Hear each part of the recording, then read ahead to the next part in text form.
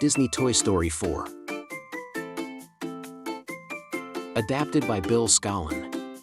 Illustrated by the Disney Storybook art team.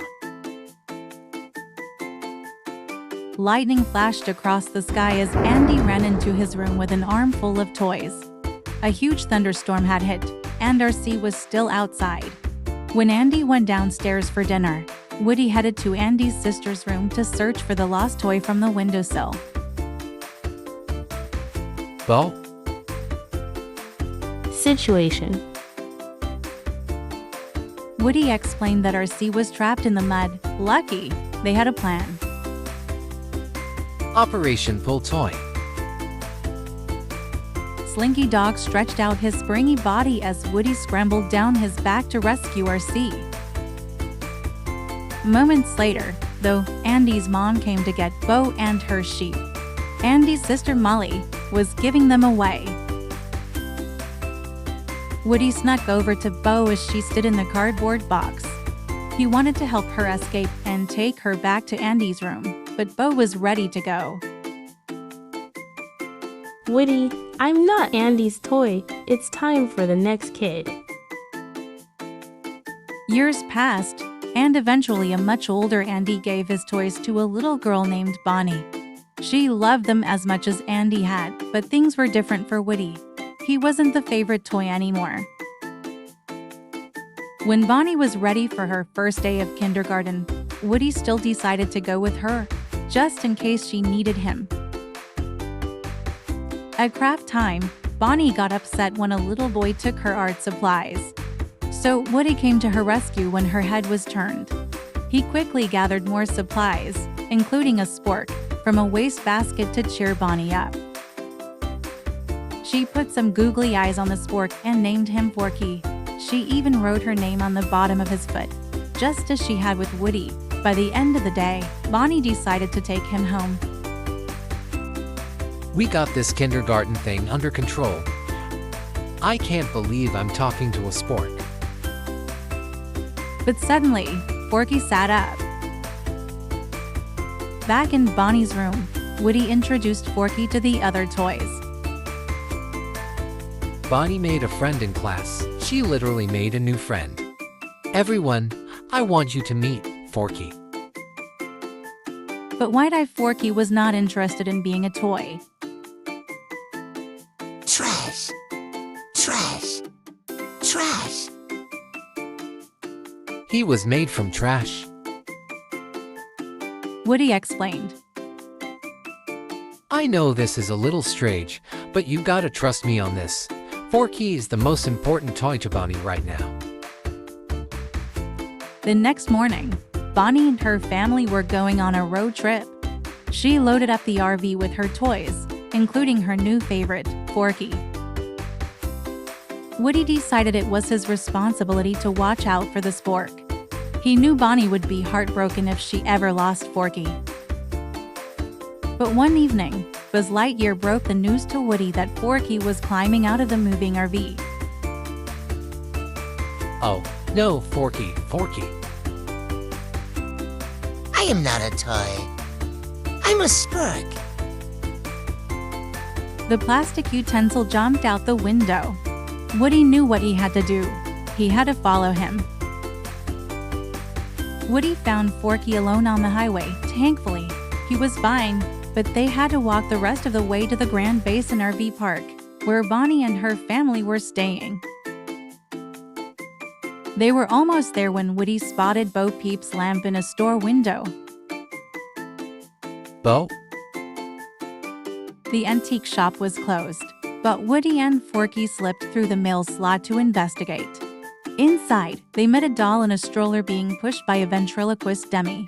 Woody apologized for bothering them. Why? You are not a bother at all. We were just out for my early morning stroll. And look, we met you. My name is Gabby, and this is my very good friend Benson. Oh, Woody, pleasure to meet you. This is Forky. But Gabby wasn't all that interested in Forky. Instead, she pointed at the voice box sewn into Woody's chest.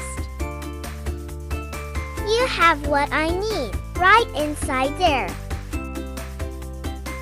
Gabby's dummies chased Woody and Forky through the store.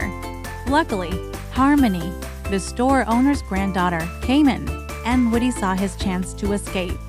He pulled his string, stopping the dummies in their tracks. Harmony saw Woody and scooped him up, taking him outside to the playground. While Woody was glad he had escaped, he knew he needed to go back to get Forky. Just then, a busload of campers overran the playground. Woody climbed into a sandbox to hide, but it was crowded with lost toys that couldn't wait to be played with.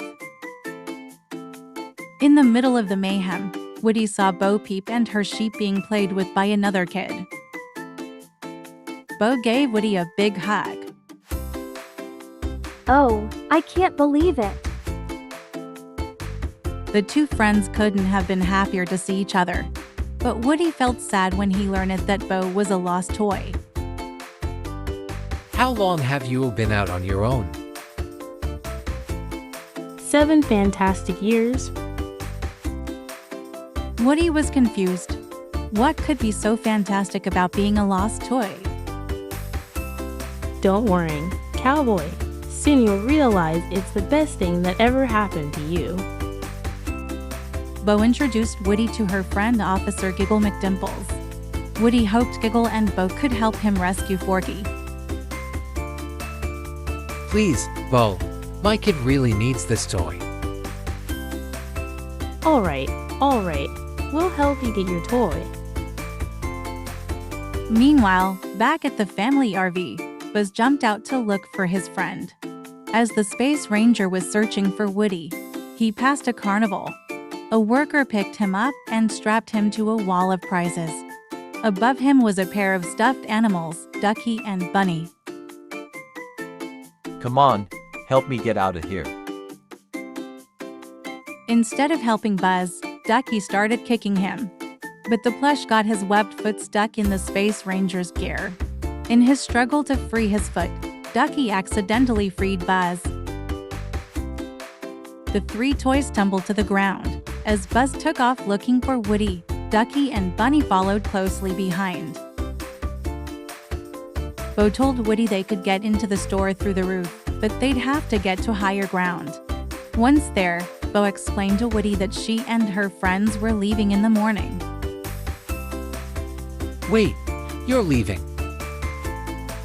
Woody was baffled. The lost toy way of life just didn't make sense to him. Gosh, Bo, what happened to you after Andy's? You know how it goes. Their little girl grew up, didn't need me anymore. So, who needs a kid's room when you can? You can have all of this. A short time later, Buzz spotted Woody and Bo on the roof of the antique store and climbed up to join them. Bo knew that rescuing Forky would be tricky. Everyone would have to work together. The group snuck through the store, behind bookcases and shelves. Bo pointed to a glass cabinet across the way.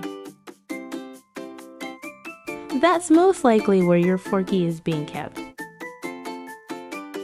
Getting to it meant crossing a wide hall that was patrolled by Dragon, the shop's tough-looking cat.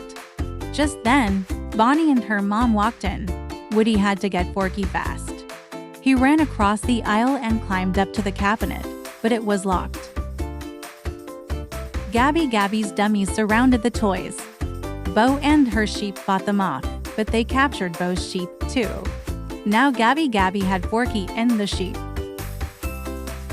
What did I say to you? I lead, you follow. Bo needed to come up with a new plan. She took Woody to meet Duke Kaboom, Canada's greatest stuntman.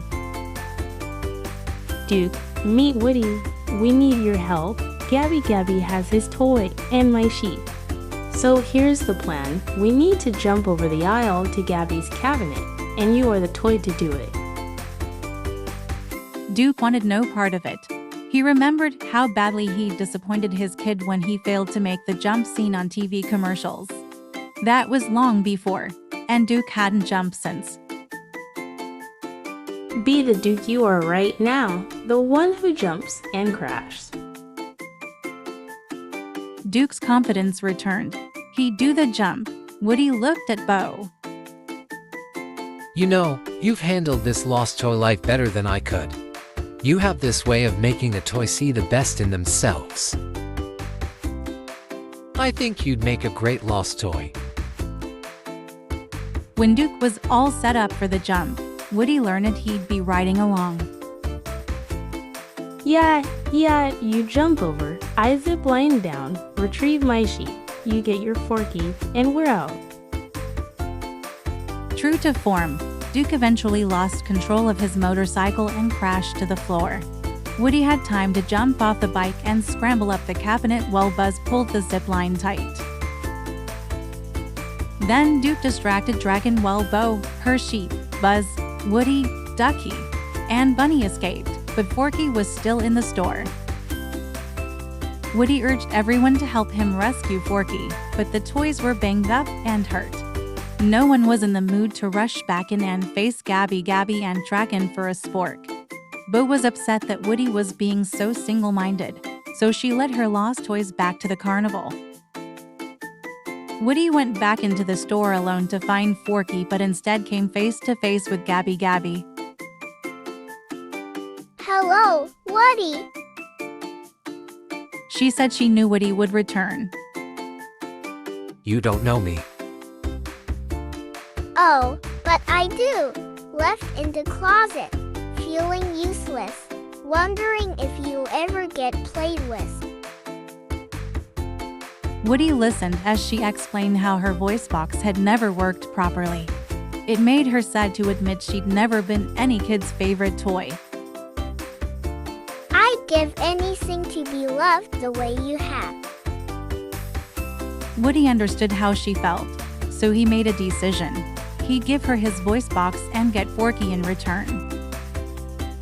Woody's voice box was a perfect match for Gabby's record. Woody was excited for her. This might be her chance to find a kid to love. He could hear sounds of children playing outside. One of those voices out there is your kid. We just have to find him. Gabby wanted to believe Woody, but she'd been alone so long, she wasn't sure any kid could love her. Right now, I'm an old rag doll that's been lost, chewed on, burned, ripped apart, thrown away, forgotten, who understands just one thing. I was made to help a child, any child. So Woody encouraged her to be who she was right then, too. Bo heard what Woody said, and she was so proud of her friend. All the toys came together to help a little girl find Gabby. She finally had a kid to love. Woody and the other toys made their way back to Bonnie's RV. Everyone was happy to see Woody, and he was even happier to see Bonnie reunited with Forky. He had done the job he'd set out to do. It was then he realized that there were kids and toys everywhere who would always need his help. Woody knew that wherever he went and whichever toy he helped next, he always have his friends by his side. To infinity And beyond.